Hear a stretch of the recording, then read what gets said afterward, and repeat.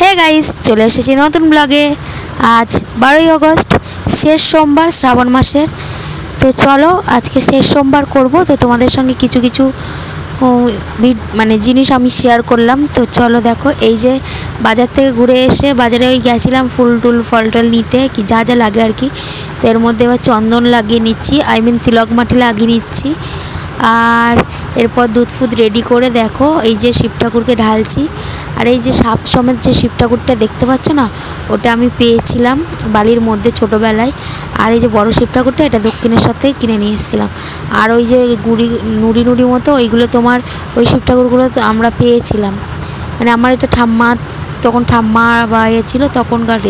আর এই যে উপোস করেছিলাম, লুচি আর আলুর দম বানাচ্ছিলাম নিরামিষ। তো চলো ব্লগটা এই পর্যন্ত, দেখাবে পরবর্তী ব্লগে। সাবস্ক্রাইব করে দিও, সবাই ভালো থেকো, টাটা।